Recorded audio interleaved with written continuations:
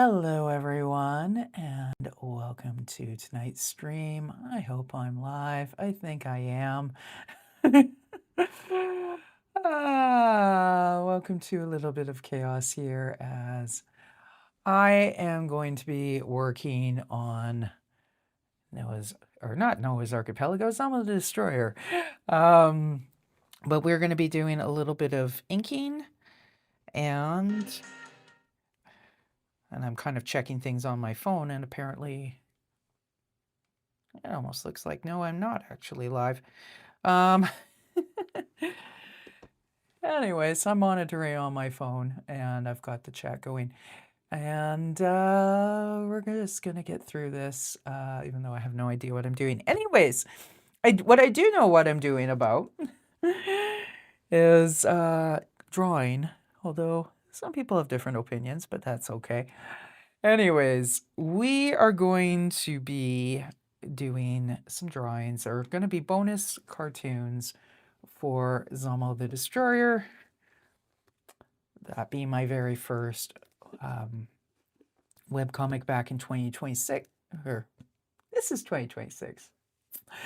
Back in 2006, the Zamo the Destroyer was my first webcomic, and I'm getting ready to do an omnibus book of all the cartoons for it. So we have finished up some character portraits and some bonus material and whatnot. But we're going to do this week and next week a little bit more bonus material. And that's going to be one of the running gags, although really it only came in very late during the actual run of the Zamo the Destroyer comics. But later when I revived it as a podcast, it was a running joke that Zamo had a secret basement lab in her pet human Georgie's crawlspace. So we're going to do some drawings of the secret basement lab. Starting with, as I flip over to my handy dandy dual view, we are going to start with first just some lay of the land type of stuff, right? And let me see, I'm actually going to put this onto document camera only, and I'll burst over so that we have a nice big view of what I am drawing. You know, we don't really need to see my face in there. Oh, it's going to do its little dance here. Okay, so I think to help it out, because there is a non-photo blue drawing under there, but it's probably confusing the camera a little bit. So this house is based on a split level house that actually my aunt and uncle lived in Richmond, BC for a long, long time. So you came in, it was slab on grade. This room in the actual house was the rec room, but we're going to assume for the sake of Zamo the Destroyer that Georgie, who is a painter, has turned that into her home painting studio. So we're going to label that there. And I'm going to hit the autofocus button because now it should figure that out. And then you have a little foyer, right? And a laundry room that also has a bathroom in it. Zamo is not too concerned about this because, Zamo probably goes to the bathroom in the actual tub because you can kind of train iguanas to do that. But we'll leave it at that. Then there's stairs that go up to the main part of the house, which we're not going to worry about. In the actual house, this section was the living room, dining room, kitchen, stairs to upstairs, upstairs bathroom, master bedroom, and then the two kids' bedrooms, right? So anyways, but we're going to label the areas. And then there was, in the original house, it was about 4 feet high. That was the area that was crawl space, so all the Christmas stuff and whatnot. Hi, Hockey, how's it going? Welcome to tonight's stream. I'm doing it a little differently with OBS. How are you? I'm pretty good. How are you? A little bit turning into a boomer, I guess, technical. Although I'm Gen X, but figuring out how we're doing stuff. So we are designating or doing some diagrams of Zalmo's secret basement lab, which would be in Georgie's crawl space for the Zamo the Destroyer project. And then let's hope red plane on here. Hopefully not. Well, you know what? I think a lot of what YouTube pushes me out onto is the vertical feed. And I have definitely noticed those streams tend to bring a lot more random people, which is great if they're into what I'm doing. If they're not, well, then it can be a problem. But you know, if he decides to be rude, then I'll kick him again. He could just keep running through his 19 extra profiles, right? So the idea then, you know, I think it might be fun. I may do this kind of layout diagram later, but let's just get right into drawing the actual, some views of the actual secret basement lab. So the first thing that you would go into in this crawl space storage, Zamo actually allows to continue to be used as storage. And actually, Hockey, I don't know if you've, because you're fairly new to the channel, I don't know if you've seen the Zamo stuff before. This is based on a webcomic I used to do a long time ago that was based on an iguana I had. So, anyways, in the comic, the iguana had a secret basement lab for, basically for hiding out from her pet human. But, you know, so some other quasi-nefarious activities. So we're going to have some illustrations of that for an upcoming book that I'm working on. So the first thing here, I'm figuring that this storage area would kind of be curtained off. I guess I need to move the document camera so we get the whole drawing. Maybe we need to bring this up just a wee bit. And hopefully it doesn't end up being all weird, because that was happening just before I was going live. But so Zamo will have this safety pinned sign on the curtain.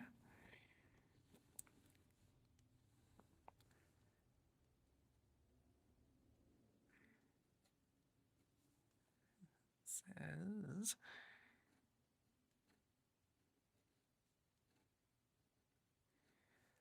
now, in the comics, I saw a few different versions. Some said no monkeys allowed, some said no people, some said no humans.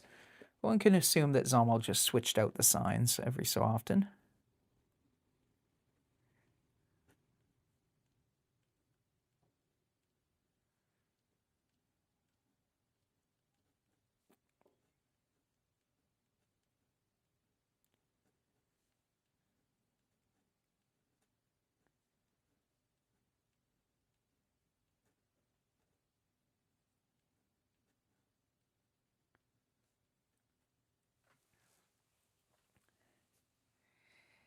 And I'll say, obviously my actual iguana did not have a secret basement lab. That we knew about anyways. But presumably she didn't. But what she did have, she had an absolutely massive cage that my dad built her that was in the living room and of our bungalow, the house I grew up in. And especially once we realized it was a female iguana. Female iguanas do kind of have a burrowing instinct. So for a while, what we had for her was that we kind of had this area, and maybe I should grab a spare piece of paper and doodle it, because it'll make more sense if I do so. Like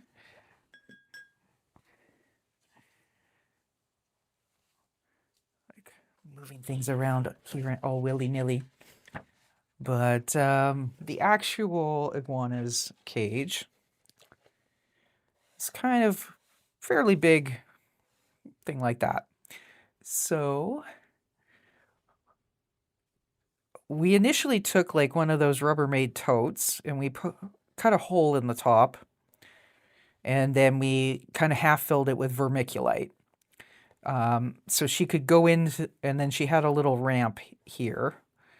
She had her heating pad here, and then she had a basking light there. She had a mirror here because she liked looking at her butt.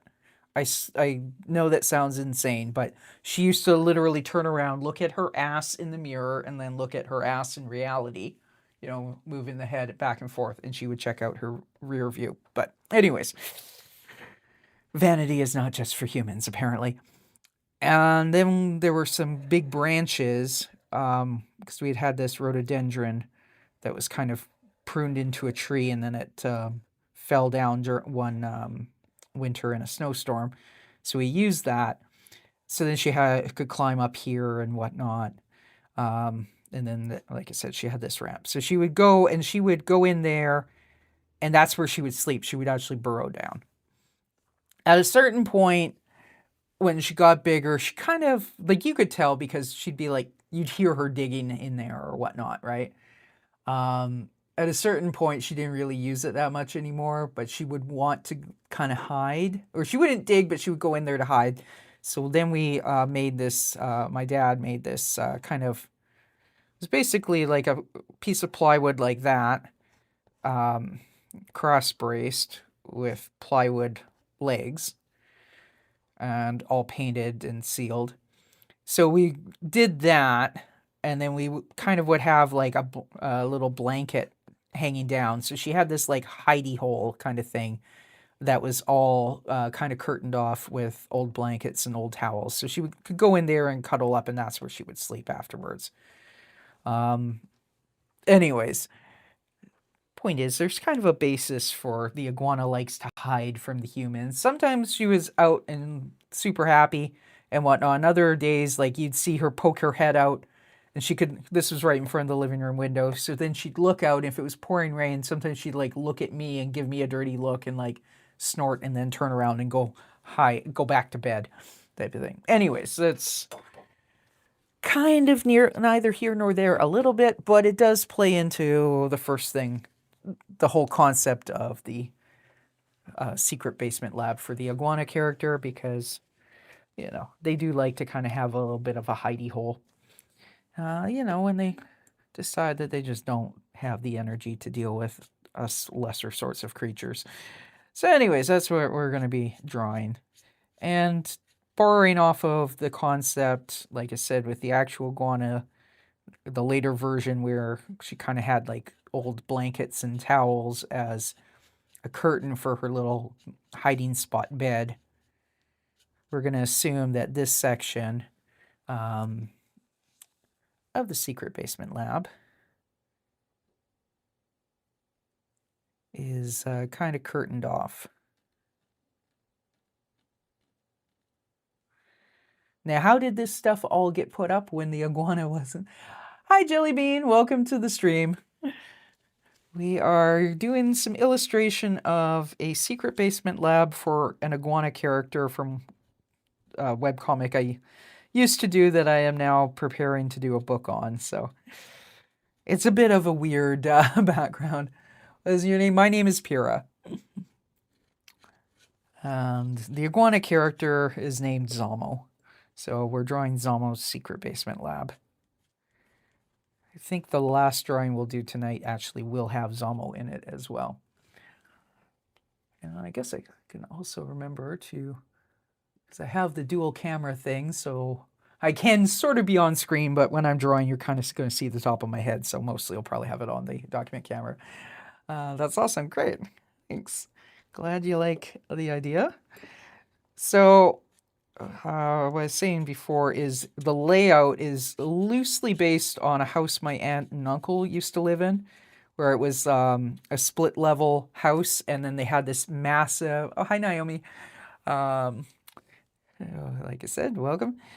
So my aunt and uncle had a split level house where underneath their living room, dining room, kitchen, they had this huge storage crawl space underneath. And that's kind of what I've used as the inspiration for the layout that this iguana has turned into a secret basement lab. So the first section she's actually allowing her pet human to use as storage, but then as you can see, there's a sign that says no humans beyond this point. You just liked and subscribed. Awesome. Thank you so much and welcome to the channel. I stream, generally speaking, every Monday through Friday evening. Well, evening here where I am in Western Canada.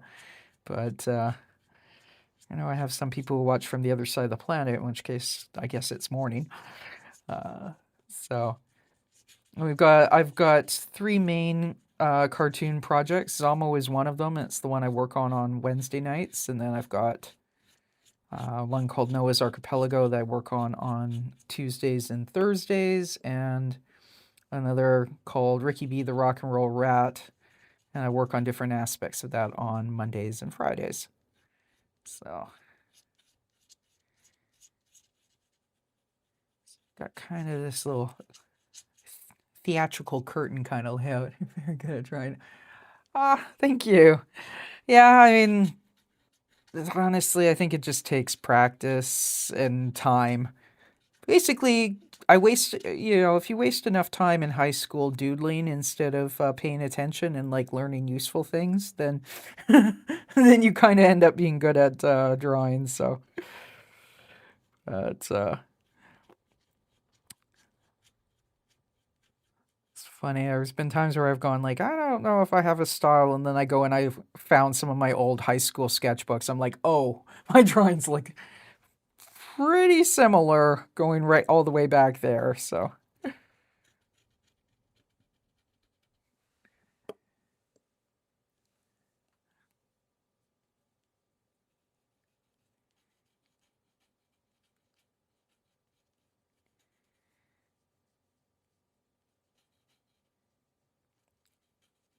I think another drawing thing is kind of sometimes it's like figure out one thing you really like to draw and draw a ton of that. I know other people are like, oh, you need to be more of a generalist or whatnot, but I find sometimes you're better off to just kind of find your one thing, whatever that is, and just keep hammering at it. In my case, it's kind of weird talking animals and also a lot of rock star type characters. Can I draw an eye? Yeah, sure. I've got actually a spare piece of paper, or spare block of paper for this sort of thing. So that was a bit of diagram of the cage my iguana used to live in. So for eyes, it depends on your approach. Like when I'm working on, say, well, for Zamo the Destroyer, they tend to be kind of a line and then a pupil, is the way I end up normally doing it for this project. For Noah's Archipelago, it's a little more cutesy style, so kind of start with drawing a couple big egg oval type shapes and then put the pupils in and the lids. But if you mean realistically, it'll kind of be a little bit, if you think about an oval that's a little bit, you get these two that are a little bit parallel, and then you've got your little tear duct here. This will end up being a little more curved. This will end up being a little more curved. We're assuming that the nose is here, right? And then kind of, that's a bit exaggerated for the size of iris. And it's kind of two concentric circles, but usually the eyelid is going to cover the top part. And it just depends. Like normal would be like that. Sleepy would be kind of more, like the heavier the lids, the more of the eye that it covers. Pull up your lashes there. You can kind of add them in here. And then, I mean, the upper lid is going to depend, right? Because some people have very deep set eyes, so you're going to see the crease way up there, especially if they're kind of looking down or whatnot. Some people have the monolid. Some people it's kind of in the middle, so that part gets a little complicated. You'd have to look at the model or determine that way. Can kind of get, now with pen and ink, of course, this is going to be more exaggerated because it's just black and white, right? But yeah, cartoon style, I mean, mostly I do cartoon style these days. I mean, in high school, I used to be able to do like with pen and like pencil shading to get it to look almost like a black and white photo, but I don't have the patience for that nowadays. Most people's eyes, if they're lighter color, you're going to see some kind of color striations coming in. And you want to always leave a little bit of a white spot for the reflection. Sometimes it depends where the light's coming from. It depends how the shadows are. It may be lower down than I've drawn here because that might all be in shadow. I think you can kind of build it up from there. If you're working with a medium like pen and ink where there's no in-between, then you kind of have to be careful because it's really easy to overdo it. And then you have to kind of make everything dark. Whereas if you're doing multiple colored inks, you know, and then the nose, I haven't really drawn particularly accurately, but it would kind of come normally something like that. With the labial folds. Yeah, anime style I am not as familiar with, although I think they tend to do kind of the almond-shaped eyes, right? Kind of, well, this is kind of almost more like a Disney princess eye type of thing. I know I've had quite a few people comment, that doesn't really look anime to me at all. I know I've had a few people ask me about anime, and honestly, it's not something I know enough about to really comment intelligently on. Like, I kind of missed that boat. My influences growing up were like newspaper cartoons, so like Bloom County and whatnot, which is, I mean, it's cartoony, it's a little bit more realistic in terms of, say, body proportions and whatnot. Actually, as soon as I say that, then I think of various drawings and go, yeah, not really realistic, but it's a bit of a different style. Or, you know, kind of your typical art school figure drawing that I have done tons of. So anime kind of was something that kind of came up a little later. I did have some friends in university in the in the late 90s who were really into anime, but that was like, I don't know, it was like the first few ones. Oh, okay, I drew it perfectly. I'm guessing because I've had people ask, so I've kind of like done half-assed Google searches, you know. So I kind of have the vague mental sense, but in terms of like trying to pick out different studio styles or whatnot, I don't know enough about anime for that. I was kind of gonna say is when I was in university in the 90s, I did have friends who were into anime at that point, but that was like old school anime, like Cowboy Bebop and Akira and stuff like that. And even then, I didn't really get into it. I was like, oh yeah, that's cool. I'm gonna just go around over here and like do cartoons of like rock stars puking in dumpsters or whatever. Like random stuff like that. More kind of punk rock type of things was the culture I was more interested in. So most of what I know about anime has been like very recent, like quick. What are the kids looking into nowadays? Like on Monday, we had a couple kids who are in the chat who are really into, is it Demon Slayer or something? Character named Rumi, and as soon as I like Googled it, I'm like, oh, I've seen this like cartoon girl with the purple ponytail and whatnot. I don't know the name, right? So I'm fairly new to all of that sort of stuff. Can I just get something flicking in there? No. Okay, it's not stuck. Um, but I know I probably in the next couple months need to do a bit of a deep dive into anime because I'm going to actually be later in the summer. I'm going to be just making sure this is actually in frame here. Later on in the summer, let me just flip over to the full so we have this a little bit bigger for people. The Amazing Digital Circus or Has Been Hotel. No, I don't, but let me write that down. What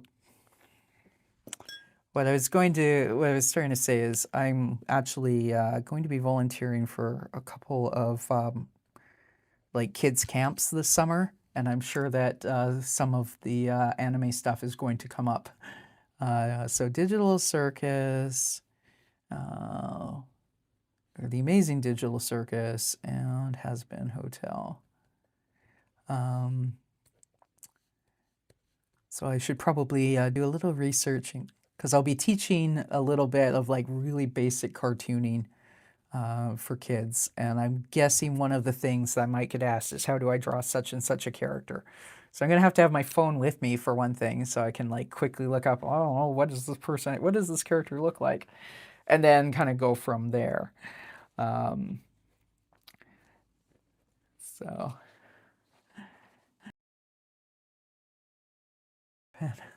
nice.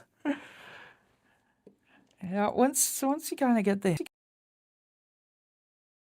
quick.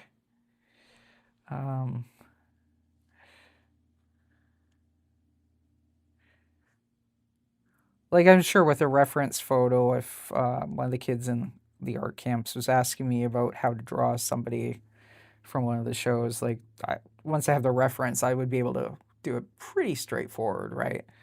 My thing is that I know my pop culture references. I don't know many others.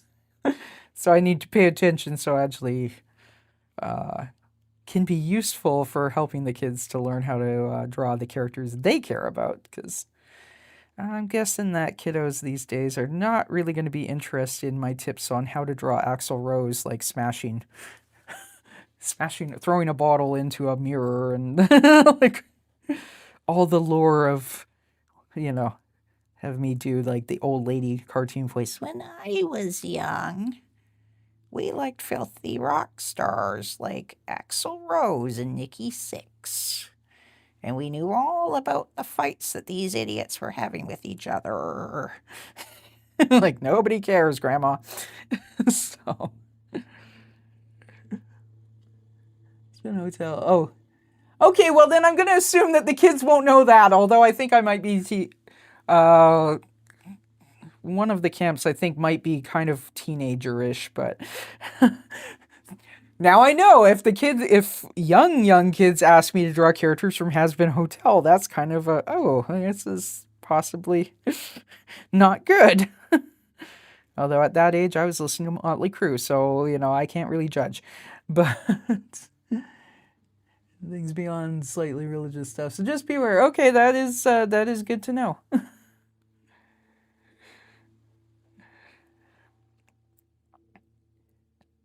Yeah, one of the things is going to be like at the local art gallery, so that'll be secular, and then the other is going to be like a church arts and crafts kind of camp. So I'm guessing with the church thing, they probably won't be mentioning anything too interesting, right? Because even if they're watching that, they're probably not going to mention it on in that context.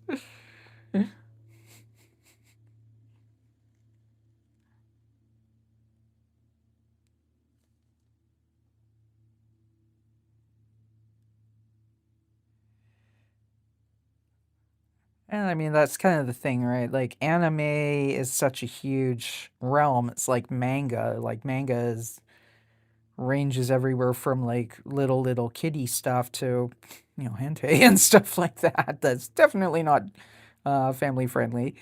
So,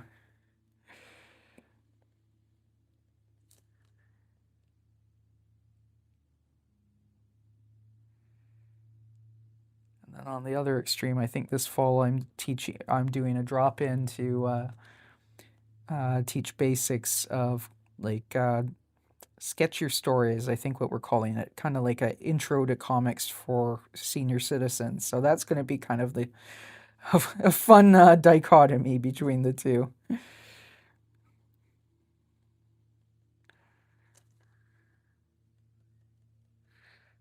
I get to come across as out of touch on both extremes.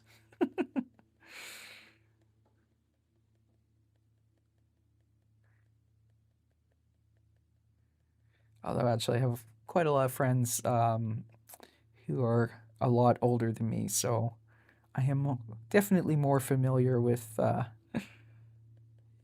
pop culture references and whatnot from like the 50s, 60s, 70s, 80s. But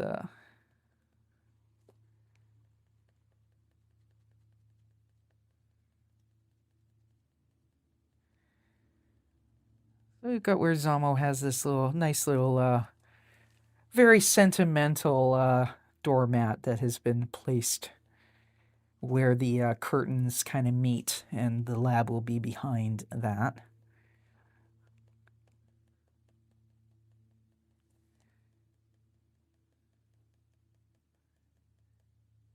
It has been a hotel since year 10. Oh, wow.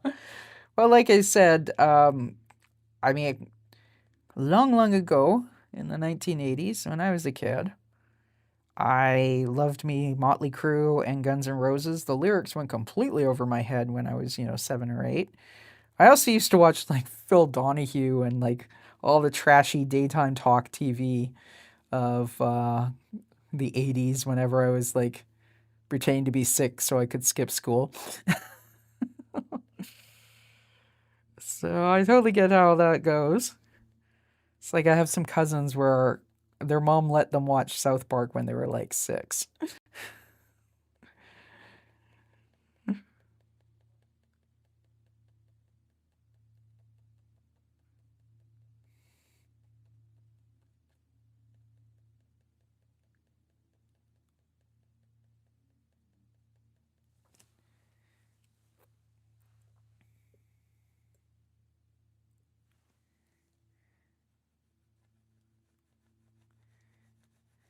Put a little bit of a shadow under there, and let's kind of get a little bit of shadow texture on the floor. We're not going to see a lot of the floor, and we're kind of going to assume that this is mostly kind of dark in here as well.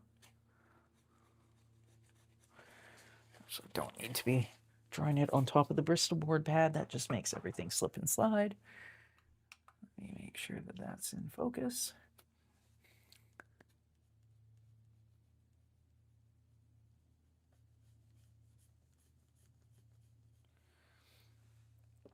So in this little storage area, the pet human Georgie is keeping some of her canning, as well as her Christmas decorations and Halloween decorations. So get a little bit of that going up. In the end, this drawing is probably going to be reduced to about that size in the actual book. When you, just a little tip, if you're learning pen and ink or really kind of most kinds of art, if you do the thing bigger and then the final size, it gets scanned at high resolution, then shrunk, it looks better. It looks like a tighter drawing than when you do it kind of on a one-to-one. It's also a little less likely to look pixelated when you print it, but that I think kind of depends a little bit more on your scanning quality and then the individual printer. So I'll just show that there's some, like, perhaps these are green beans or something like that.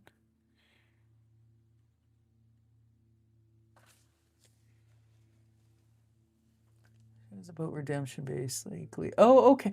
Oh, okay. Yeah, I think I've heard. That sounds familiar. So I think I have heard of the show. I'm just not like connected the dots. But I remember hearing something about like an anime set in hell that was about like trying to save the souls of the damned or something like that. So I'm guessing that's the same one then.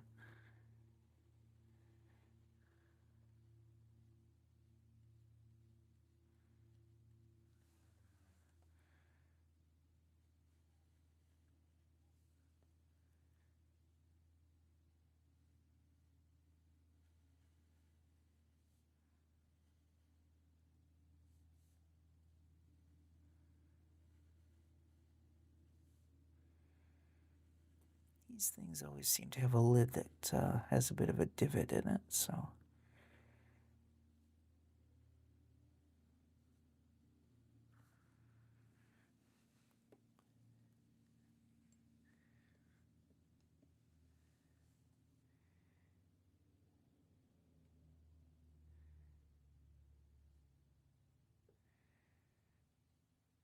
This canning stuff in the basement crawl space is a bit of a nod to my grandmother. Well, I mean, she came originally from the old country, what's now Ukraine, but used to be part of Poland, and survived World War II. And then she came over to Canada after the war. She ended up, her first husband had died in the war. So she remarried in Canada, a fellow who was from a small town in Manitoba when it was all like homesteads and stuff like that. But even like long after she'd retired from that sort of, from farming, and sold the farm after her second husband passed, and moved to a small duplex in Winnipeg. It was also a split level, and she had this, well, it was like kind of split level, kind of the basement, anyways, whatever. But she had like a crawl space that was underneath her entire kitchen, dining room, and living room. You couldn't quite stand up in it, so you had to, but it wasn't like a belly crawl, it was like a hunch over kind of space. But she had all these storage shelves at the back of it that were full of canned goods, and I don't even know at that point if she was still doing a lot of canning. I don't think so. But she had all these like canned jars of beets and pickles and carrots and green beans and stuff, just in case. Actually, now they think of them, they probably all came from my aunt's backyard, because my aunt used to do all that. So it might have been fresh canning, and then my aunt was doing it, not my grandmother. But so, anyways, the shelves are cans are kind of back there. Oh, it's not an anime. Oh, okay, it's an animated film. I got you. Okay. See, that's the sort of stuff where I don't know what I'm talking about with the terminology. So, good to know.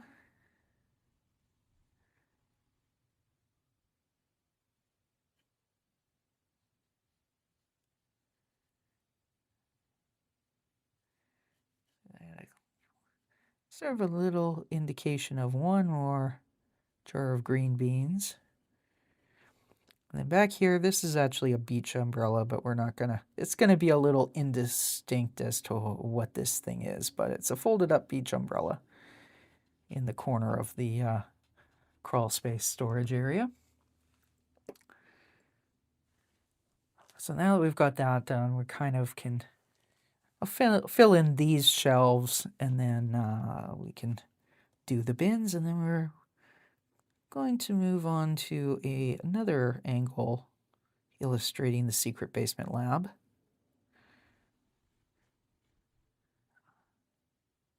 Yeah, let's say beets. So I would assume you probably pickle beets in terms of thin slices, so we'll show that. We're not going to see much of them anyways.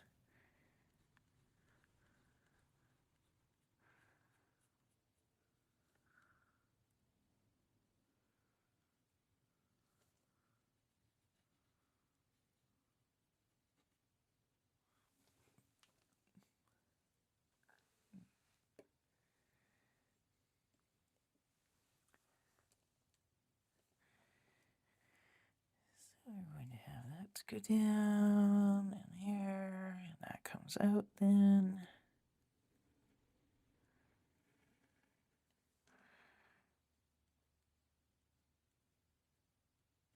Georgie's Halloween crap. If she's like me, she probably has like 6 bins of this stuff.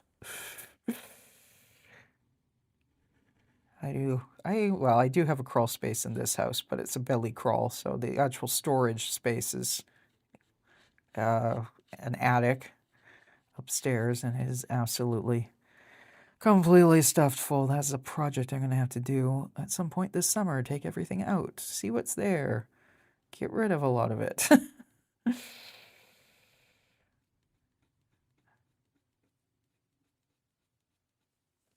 Here we've got the box, the Christmas tree box.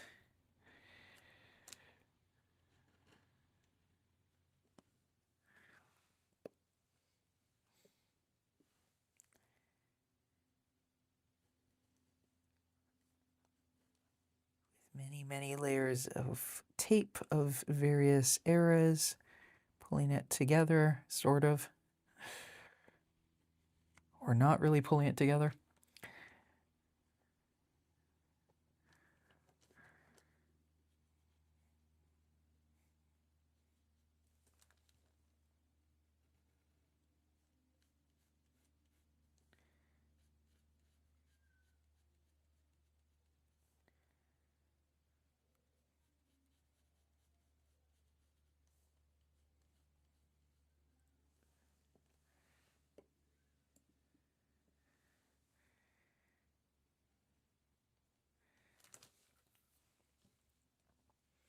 We do have a bit of a glare from, I've got a lamp right here for brightness, but sometimes it ends up making things a little glary. So if I bring that up, maybe that's a little clearer.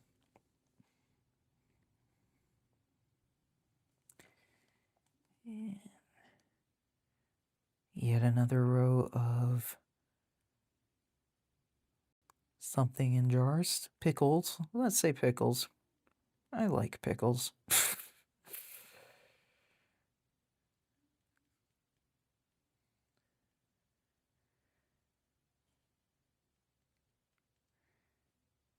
Zamo probably wouldn't, because Zamo is an iguana and pickles are, well, they do have sweet pickles, but yeah, I don't think the iguana would be overly interested in those. Not sweet enough.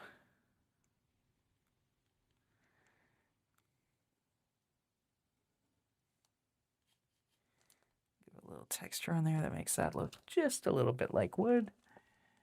There we go.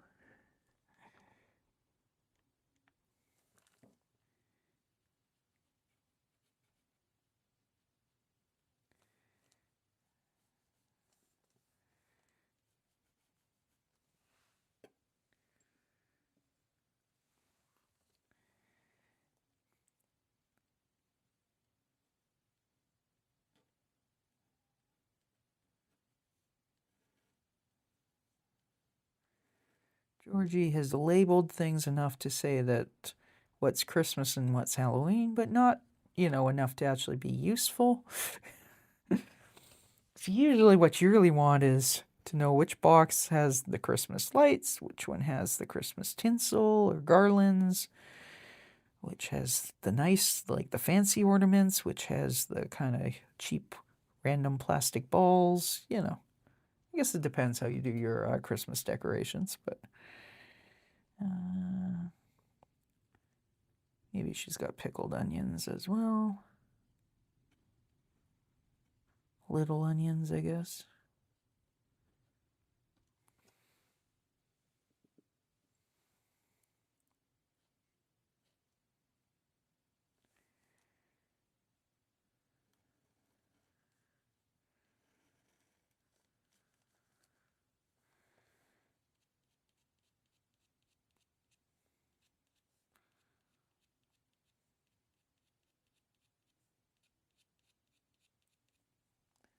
Go, no worries.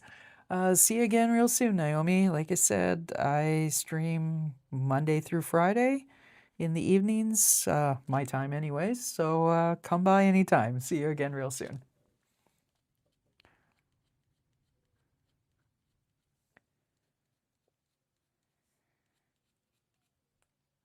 Bye for now.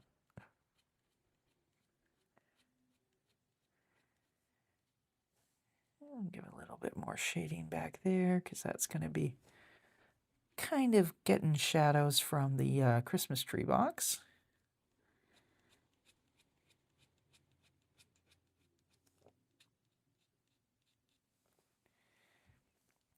Speaking of which usually Christmas tree boxes will have some sort of an illustration or photo on the front. So I'll put that in.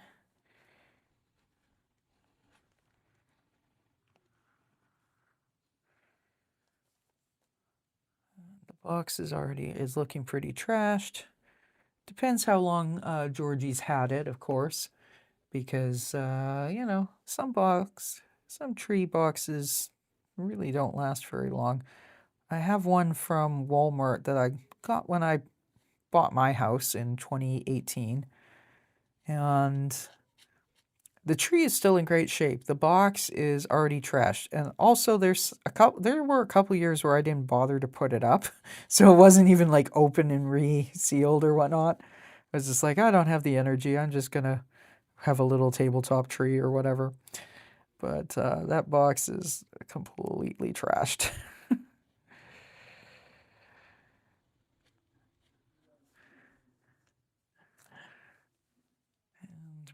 It's kind of looking like Georgie's Christmas tree box, also completely trashed.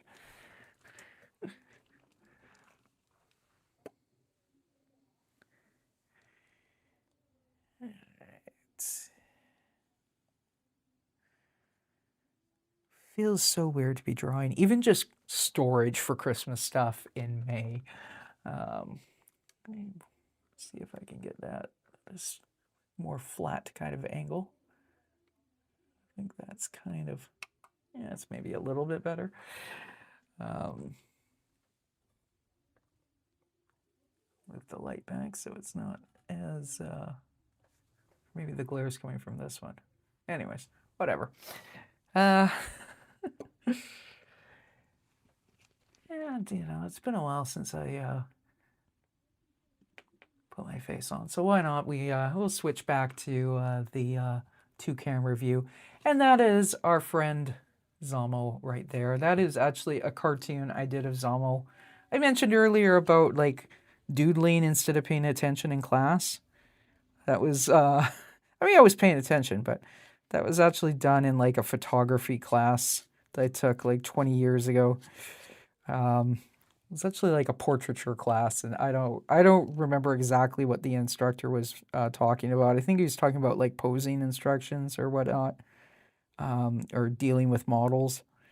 And so I was taking notes, but I also had couple different colors of ballpoint pens, so I did this like grinning Zamo at the time, and that's kind of been one of the Zamo kind of main portrait profile picture type things ever since.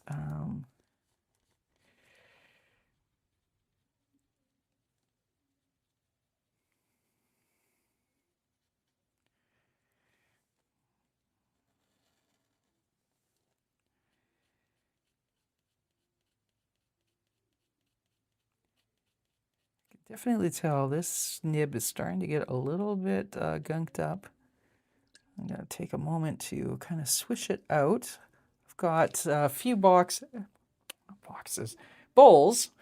of water. This is what the first one looks like. And I've got two that are still clean. But the idea is I kind of like to have like a progression of filthy or like inky water down to like totally clean water.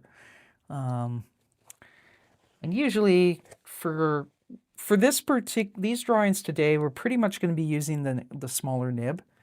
But for some of my stuff, I will go and use a variety of nibs. So when I'm not using a given pen, then I have it sitting and soaking the bowl of water, because then it doesn't really get as gummed up. There's less chance for the ink to dry in the nib. What I'm using it for ink, by the way, is India ink. So that's like a shellac base. Until it dries, it is water soluble. Like you clean it up with just like rinsing out everything. But yeah, when it dries, it is waterproof. And I think for down here, I guess you could put jars or whatever, but I'm just going to have that Georgie has some beat up cardboard boxes and we don't know what's in them. Presumably this is a slab on grade, so the floor would be kind of cold, you know. Possible, well, almost not damp, like soaking damp, but this house is supposed to be in one of the suburbs of Vancouver, one that I grew up on. Believe me, your crawl space would kind of get damp. I mean, if the concrete was well sealed, it wouldn't really be an issue, but you know. Georgie actually probably shouldn't have cardboard sitting right down on the ground because it, you know, not great. But anyways.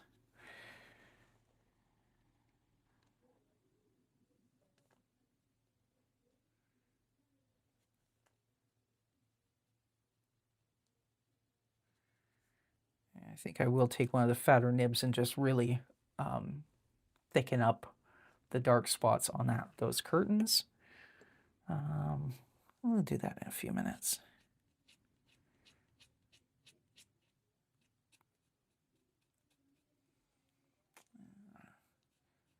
Well, this one, I thought I was going to get 4 drawings done today. We may only get this one. Well, we'll get this one, obviously. We may only get one more. I have another sheet that's also kind of divided in half. So, rule of thumb when you're working on stuff for a book or probably any other project, but definitely I've found with the books I'm working on, whatever amount of time I think it's going to take 3 times the length. Certainly it'll take double.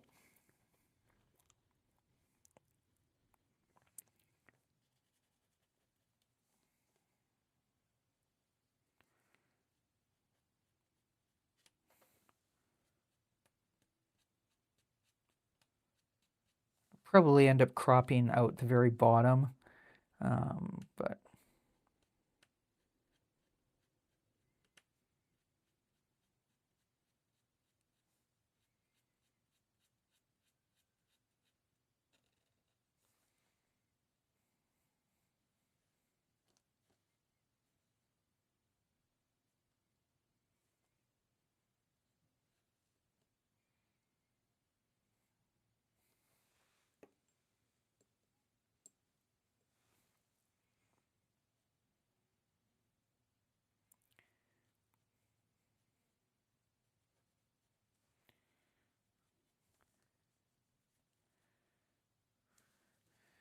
just going to tilt this so that I can write appropriately. It's going to be a 7-foot tree.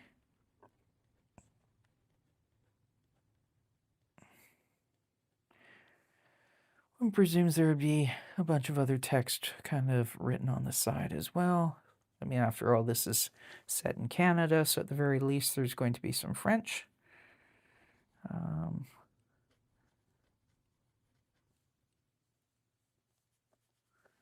So there we have it. So now this pen goes into the water to soak. And we are going to grab, I'm not going to go with a super huge nib, but that one's a little bit, actually, when I do that, it probably goes out of focus. So I have to remember, when I do that to my phone, it automatically brings the focus up, but the document camera doesn't quite understand that concept. So anyways, we're going to fatten things up here.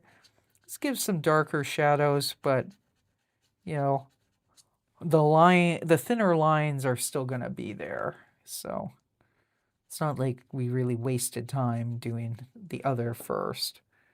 In fact, I kind of like the look of where you could combine the fatter nib and the thinner nib and how that looks, especially with textile stuff. So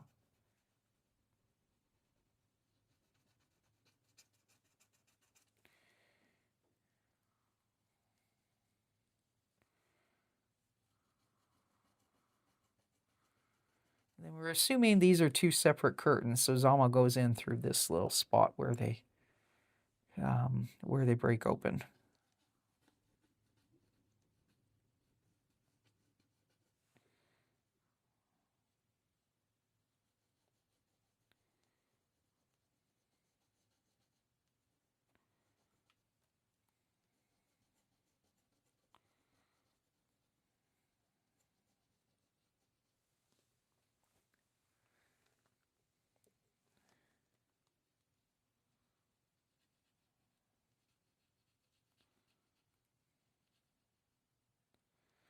I'm not too worried about this top being messy because it'll get cropped out in Photoshop for one thing. And then the drawing above is going to be like a floor plan of the house and whatnot. But I think I want to wait until I've drawn a few more areas of the lab to really flesh that out. So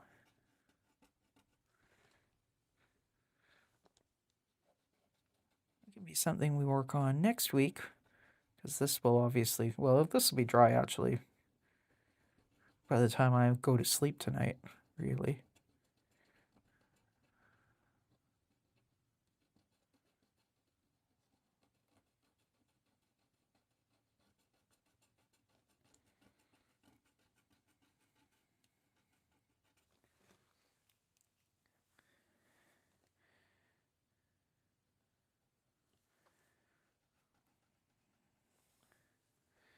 So there, that is the entrance to the secret basement lab, which is inside the entrance to the crawl space.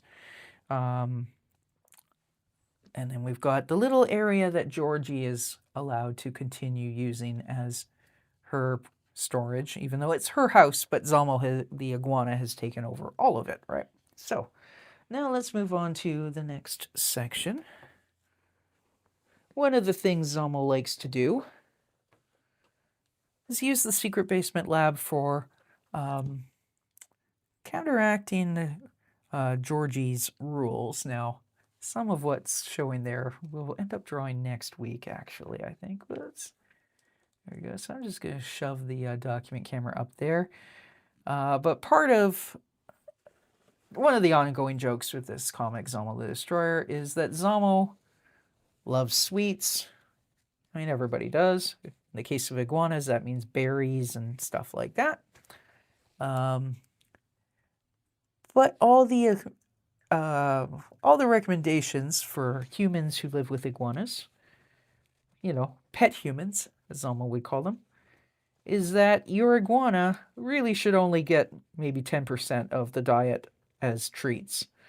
Now, I don't know about anybody else's iguana. My iguana definitely did not agree with that. She was not consulted when the veterinarians made that proclamation. So, therefore, Zamo, in the context of the comic, will be using a back corner hidden deep in the secret basement lab as a hydroponic berry growing facility, because then Zamo has her own supply of goodies. So if Georgie's trying to insist that Zamo eats, you know, healthy greens and all that crap, you know, Zamo can comply or not, but knows that there is a supply of hydroponic strawberries being grown down in the basement that Georgie is, in theory, not supposed to know about and definitely not supposed to interfere with. Now, one presumes Georgie would notice how her hydro bill is going up. You know, a dead giveaway of a grow operation.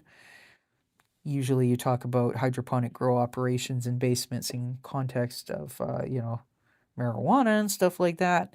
Especially back in the day in BC, that was very common. Now that it's legal, I'm guessing they probably just grow it in greenhouses. I actually don't know. I'm guessing the, like, buy a house, turn it into a grow op, probably not such a profitable endeavor nowadays and not really worth bothering with. But back in the day, that was a thing you'd hear about on the news all the time about, you know, BC Hydro would be investigating because this house would be drawing a crap load of energy off the grid, but, in theory, nobody lived there, and the meter would be saying, you know, there were things about like circumventing the meters. It was like a whole thing I remember hearing about. So, anyways, it had to do with the grow lights that people used for hydroponics, and then like fans and stuff, all this sort of stuff that you would use for growing weed. Zamo doesn't care about weed. Weed is actually toxic to iguanas. Zamo cares about sugar, so Zamo is using it to grow hydroponic strawberries. So what we have here so far is a globe lamp hanging on some chains. I'm just going to put a little bit of shade in because obviously up here, presumably this is going to be kind of in shadow. We will come in with the fatter pen to, you know, really harden up these outlines. But now on the bottom, I'm just, you know, we'll draw, there's like a little dial here, let's say, for the water to come through. Now, I am far from an expert with hydroponics. I do know somebody who was involved with aquaponics, but it was for like growing vegetables and stuff like that. He volunteered. I assume he still does.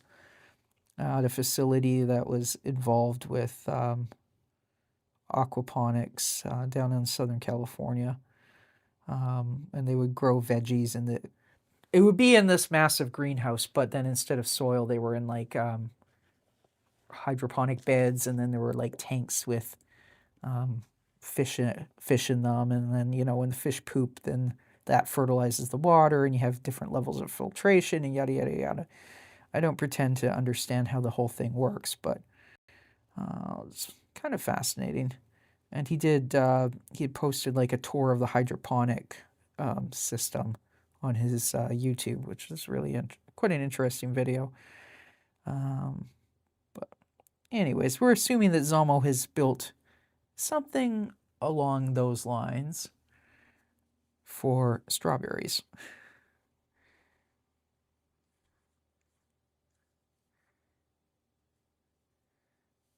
Again, this drawing, it's that big now. It's going to shrink to about yay big in the actual book.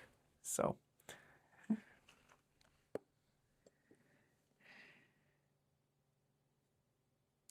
some of the, when I looked for reference photos of like hydroponic strawberries, there were somewhere it's just like a mass of red berries, and then you see a few green leaves up top, and you couldn't even really see. They're like, they look like eaves troughs, like drain pipes that the plants are actually in, but you couldn't even really see them because they were just so laden with berries, which Zamo would be like, oh.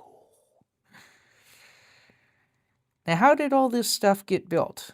It's a secret basement lab. The sign says no humans allowed.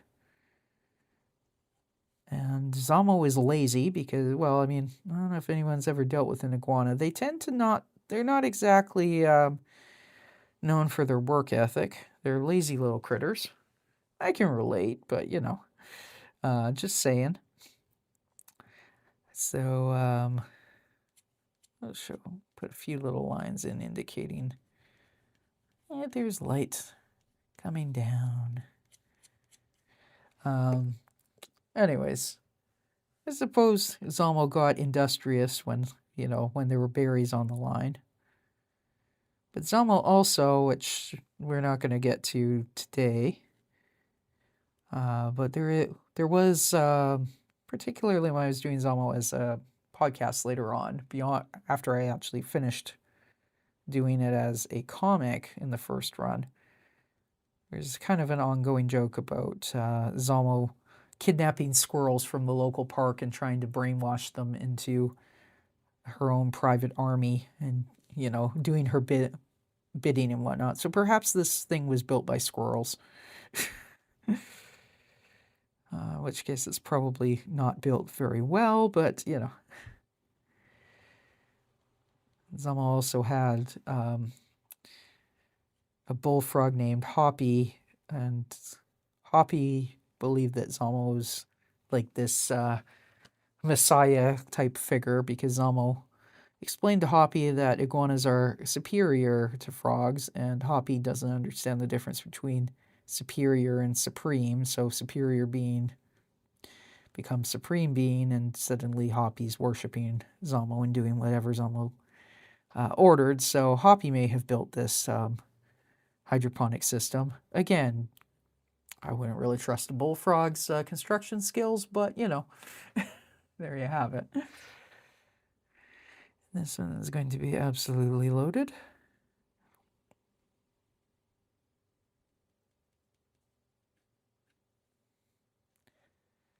course, this is one iguana with a belly about the size of my fist. So how would Zamo eat all these strawberries before they'd go bad? You know, if there's a will, there's a way.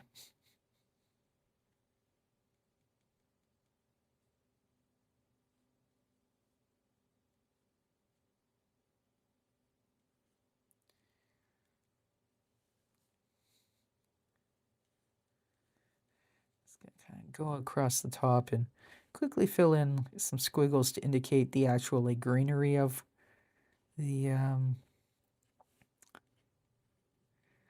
strawberries, because the strawberries tend to be on runners and they're going to droop, generally speaking. Depends on the variety, I think.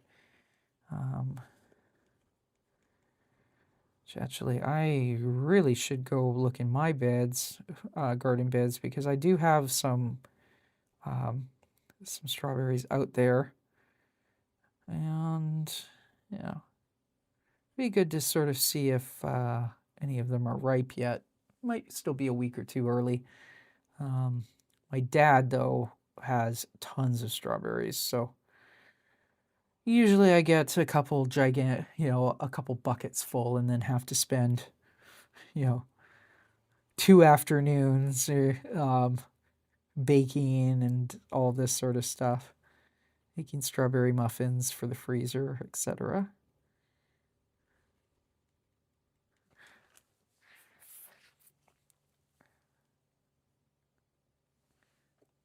I feel like those strawberries are less detailed than those strawberries, but let's put some stronger lines and kind of even it out. And now that I think of it, if this is strawberries and loaded, I might make this like a microgreens, or maybe these ones won't be as far along. Like maybe Zamo's into succession planting or something like that. Otherwise, even the amount I'm drawing on this tier is kind of over the top ridiculous, which, I mean, it's a cartoon about an iguana who talks and is trying to take over the world, so, anyways, I'll just hit the autofocus button because I'm a little paranoid with this document camera. Every so often, I will look at it and things aren't actually in focus. So, here we go.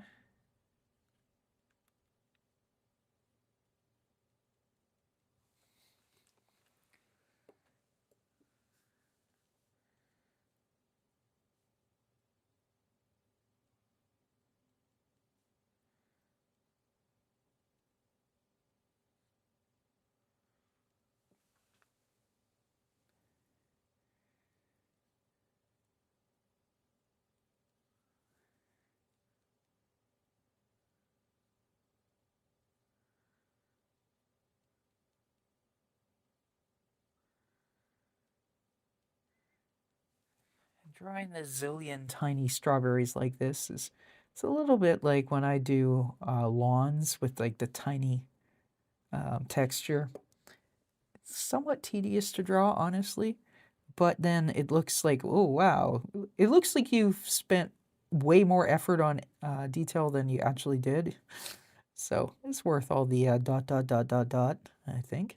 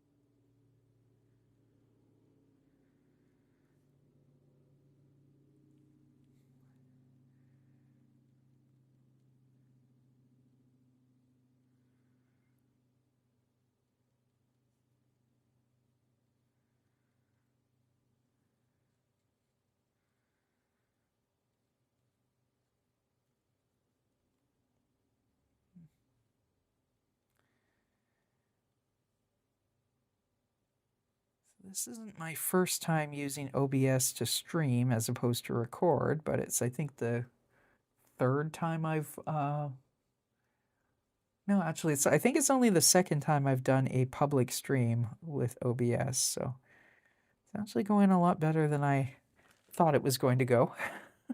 I'm still learning how the software works, so.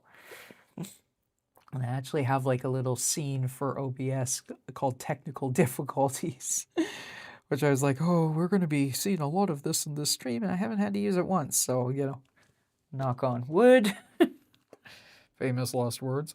But I think I am going to be trying to migrate eventually all my streaming over to this format. So I think it's kind of, for people who wanted to watch the stream later, I think it probably is better when it's the horizontal. Plus it allows me to switch between camera angles and, you know, different backgrounds and stuff, make it a little more exciting. I don't know. That's probably exaggerating the quality of my OBS overlays, but I think it would be a better experience for viewers.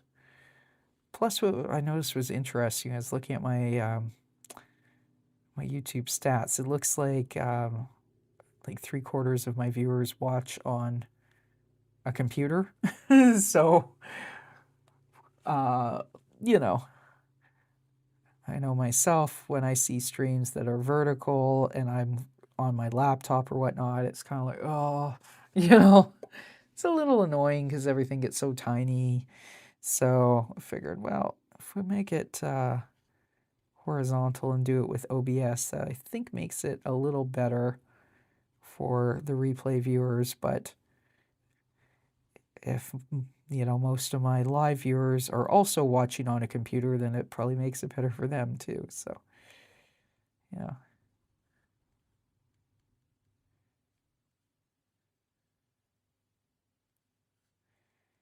There we have our Zamo's bountiful crop of strawberries, hydroponic strawberries. And at the end of the stream, I will definitely kind of really bring the camera down so we can really zoom in at that point. We're about an hour and 15 minutes in, so we got probably another 45 minutes, and considering how long that's taken. Let's see here. So, the idea is we've got this kind of a, I'm just going to put a little bit of shadow in underneath, but kind of like a white drain pipe or eaves trough kind of a thing. You know, long tray. Water's getting piped from one side to the other. And the strawberries are kind of dangling over the edge and kind of hiding it. There's the leaves on top underneath the grow light. People who actually do hydroponic gardening are probably looking at this going like, she has no idea what she's talking about. Correct, I don't. I grow in the dirt outside, plus some houseplants. But I've seen photos. And anyways, this is, because this is a cartoon world, who knows, Zamo might have some sort of a cartoon secret up her sleeve. So there we go. Trying a little bit of shadow in, and there. And then there's going to be another pipe that comes down here. We'll assume that the water is, or I do assume that the water is being pumped and circulated amongst the different levels of this. And like I said, I was thinking initially it was going to be all strawberries, but which, I mean, that's kind of a funny gag if Zamo actually did have all the strawberries. But let's put some shadows in. That will also go over with the fatter pens afterwards. But I think I will kind of have a bit of other stuff. My iguana quite enjoyed eating kale, which isn't the greatest thing for an iguana because there's a lot of, what's it called, oxalates or whatever, which can not be the greatest for their kidneys. But she was a very picky eater, and she was very determined that whatever the book said iguanas were supposed to eat, she was not going to comply. But she did like kale, so she got her way. She got a lot of kale in her diet. She also liked mustard greens. And at the scale I'm going to be drawing them, kale and mustard greens, kind of are going to look exactly the same. Actually, that reminds me, when I finish the stream tonight, before the sun goes down, I should run out there and check, because I planted a bunch of mustard greens and kale a couple weeks ago. So I should probably go and see if they need water. Now, where I live, we had a lot of rain the last few days, so they might not, but, you know, they're also small seedlings, and it did get to about 25 Celsius today, so I should probably run out there with the hose. It'll be fine for another hour or so. And let's draw another little knobby wheel sort of valve thing. Very technical term.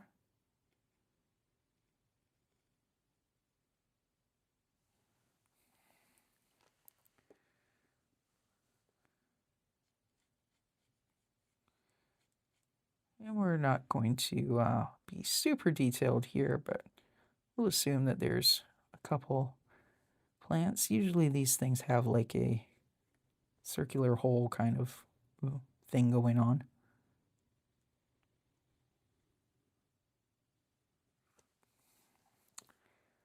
So I can come across like this. Now, I don't know how well that shows up on the camera, but it sort of does, I think. But there is a blue under drawing. What I do is I use a non-photo blue pencil. Prismacolor usually is the one I use. PC 919, you can buy these at Michael's. They're going to ding you for about $3 each if you're in Canada. Sometimes you get a buy two get one free, or even a buy one get one deal, in which case, like, stock up. That particular color, most of the Michaels around where I live usually only have a couple of them, but you know, you can acquire them. I think I've also talked a few times before about if you have a Staples nearby, talking for Canadians here, and it has like an art supply section, do have a look, because now this is not non-photo blue, this is phthalo blue, but it's the Statler. These were like 99 cents, and they did have other shades of blue. So if you got like a pale blue and used that, it would work. But anyways, the idea with a non-photo blue pencil is that when you are finished and you're ready to digitize your work, you scan in black and white, and all the blue goes bye-bye. Or at least 90% of it, 99% of it goes bye-bye. If you pressed hard with like the phthalo blue, that might show as like a gray line or a thin black line, but most of it's going to disappear. And then that saves you a lot of work. You don't have to like clean up your drawing and whatnot. And that's like an old-timey, you know, from the days when people were doing their indie comics on like the Xerox machine at their day job kind of thing.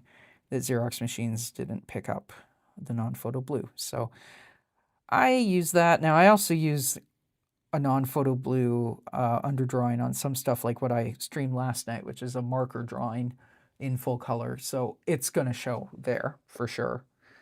But I find it isn't that bad. And if you're careful in your underdrawing, you can make it kind of just look stylistic. So anyways, so my point is that that's going to kind of vanish when all's said and done. I'm going to kind of put like a little bit of a line across to show that the bottom is a little darker. I should probably do that here.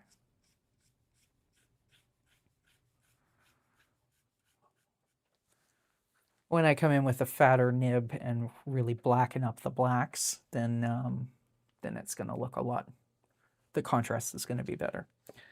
So it's like, I guess I can kind of do a little bit of that here on the top, because these mustard greens would be casting a bit of a shadow as well. The holes in this pipe are kind of uneven. You know what, let's just do all the pipe holes as well. I think some of the hydroponics kits have where it's just like a U-shaped, like a C channel or whatnot. You probably get a little bit more water evaporation out of those. But anyways, there we go. So now I can kind of do this a little bit.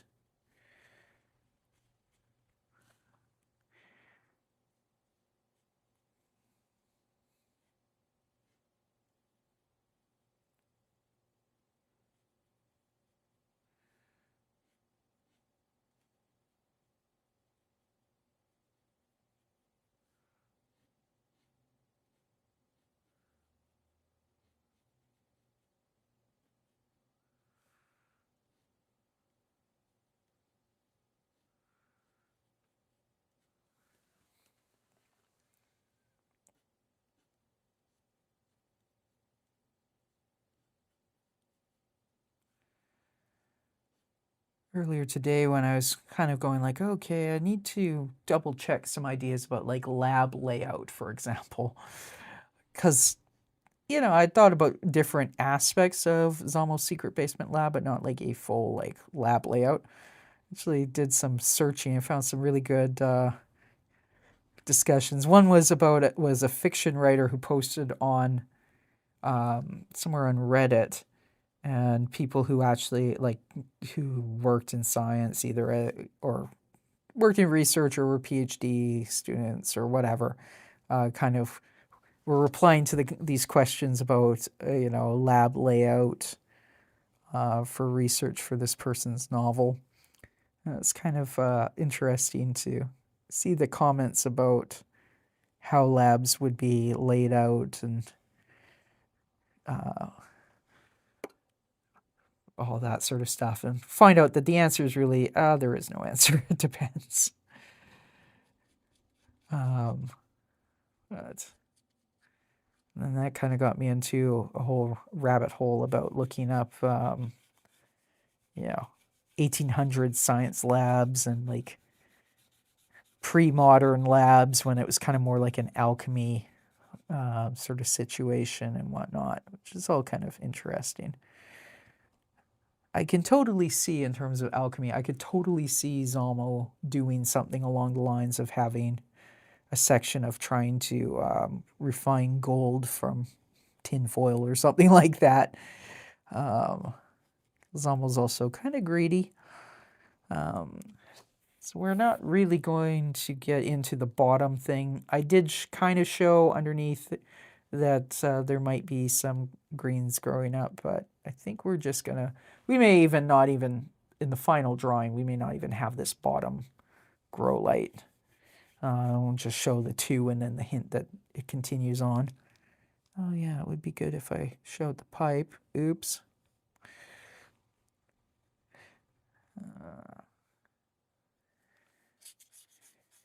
These grow light shapes kind of remind me of like old Pizza Hut restaurant roofs.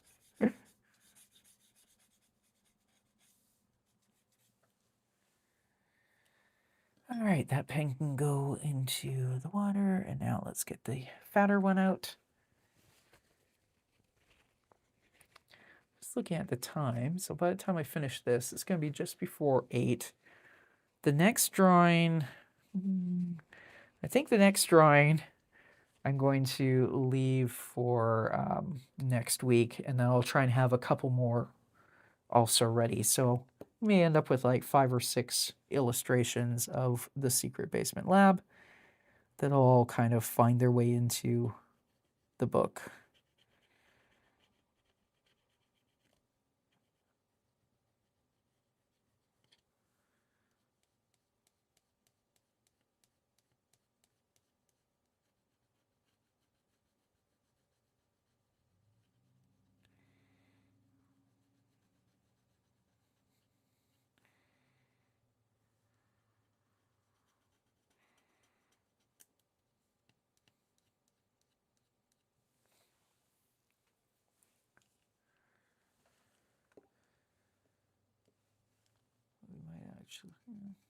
Just thinking that diagram that I had that I kind of skimmed over for the layout of the lab, am I going to do that today? No, because I still have to make some decisions about the layout. So we'll probably skip that and we'll just end up doing a slightly shorter stream today.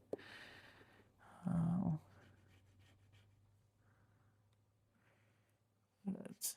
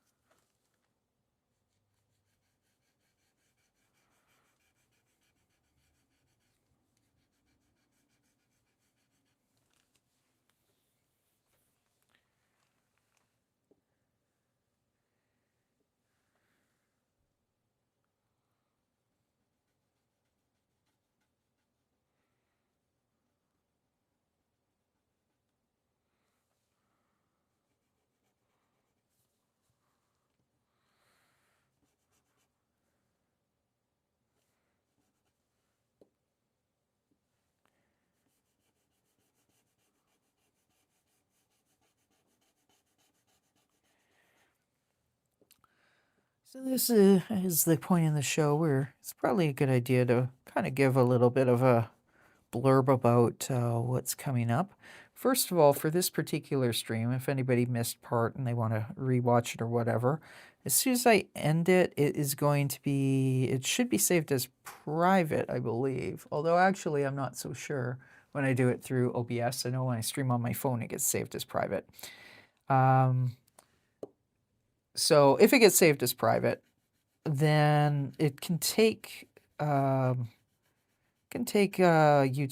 up to 24 hours to process the video up to proper quality and all that stuff. So I tend to leave it as private for that 24 hours, just because quality-wise and whatnot, right? Although I'm trying to remember the last time I did an OBS stream. I suspect actually on OBS it maybe doesn't get saved as private, in which case, never mind. But point is, if tomorrow on Thursday, May 28th, if you are looking for this stream and you don't find it on my channel, it's just being processed. It will be made public again the next afternoon, or that sometime tomorrow afternoon. And then what we're going to do tomorrow, I will be streaming from my phone again, so the vertical stream, just because I already had it set up. And I will be working on the Noah's Archipelago coloring book project. And a couple more pages. That project is the A to Z of Noah's jobs. I'm just going to move this out of the way, and then let's bring the camera down for a nice detailed view. I want to get the whole width of the thing in. So I think that works. And let me autofocus.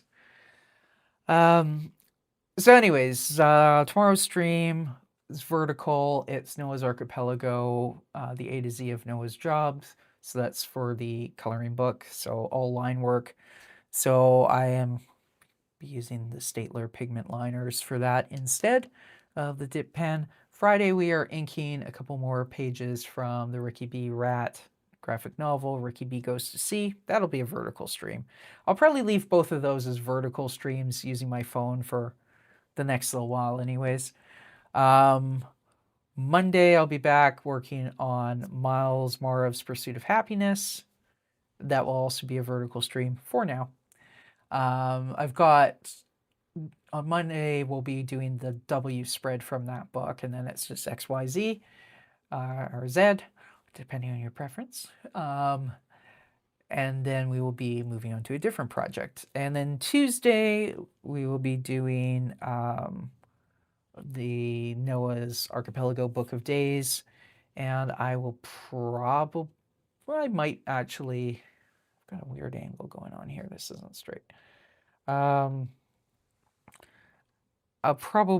might continue with that as a vertical stream for the next few weeks, and then I've got another thing, and then point is we'll gradually move over into doing this sort of horizontal, multiple, camera sort of vibe over the course of the summer. So by fall, we might still be doing Ricky as vertical, I don't know, but most other stuff by then will have changed over to this format. So anyways, let's have a look-see at what we did, and I'm going to make it, I'm going to just go over to the big one.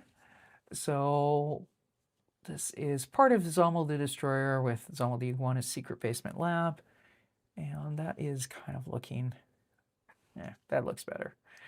Because these are actually parallel lines, and the document camera sometimes acts up a little bit, and then things don't look so square.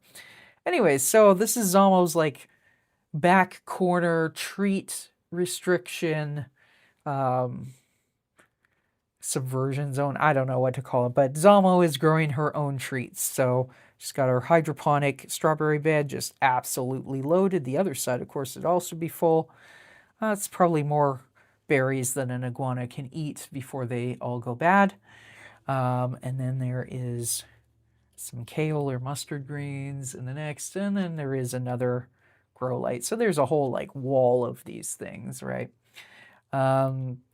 So that's our second drawing, and then underneath that we have something that we're going to see a little later, but let me bring it right up so you can see the detail there. Anyways, and then what we started with was the entrance to the secret basement lab. Well, we started with the floor plan, but I haven't quite determined because this has different areas of the secret basement lab, and I need to decide more. But we do know as you come in the doorway to the crawl space storage area from Georgie, it's almost pet human Georgie's split level house. You go in the front door, there's the storage. Zamo does allow Georgie to continue using that one corner as storage, and it's kind of curtained off. So Zamo has put a nice handy dandy leave welcome mat, unwelcome mat, I guess. And then Georgie's storage, you've got this kind of, it's actually kind of about to fall over tilting tower of Rubbermaid bins with Christmas decorations, Halloween decorations. There's shelves here that have a bunch of canned veggies from Georgie's garden. There's the Christmas tree, and then there's these curtains blocking off, and Zamo has put a very big sign saying no humans beyond this point and leave. So that is the entry to the secret basement lab. So we're going to end a little bit early, I do think. And but next week, next Wednesday, when we come back to this project, let me go just to there, and there we go. When we come back to the project next week, this, by the way, is a light, so whatever. Then we will have a couple more drawings of the secret basement lab. We've got Zamo brainwashing squirrels. That's the next one, and some surveillance areas. I think we might have that as well. So we'll see what we come up with and how many of them we get through, but we'll try and probably do 6 or 7, maybe 8 drawings in total of the Secret Basement Lab before we call it and move on to some other Zamo related goodies to draw on stream. And like I said, tomorrow night, Noah's Archipelago coloring book. Friday night, Ricky B. the Rock and Roll Rat, graphic novel inking. And Monday, Miles Marov, illustration, pen and ink as well. And next Tuesday, Noah's Archipelago Book of Days. So thank you all for watching. If you've made it this far, thank you so much for your patience. And because I'm doing this with OBS, I actually have a little stream outro. So why don't we throw that on?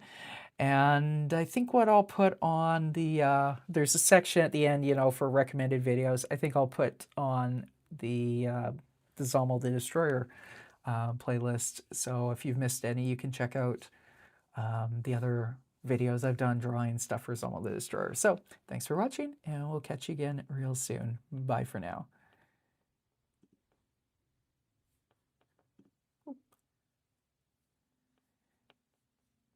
Oh, and I guess I can also throw this up. I totally forgot that I should put in my little subscribe thing. Anyways, blah, blah, blah. Subscribe if you've enjoyed the show, and like, subscribe. You know all the drill.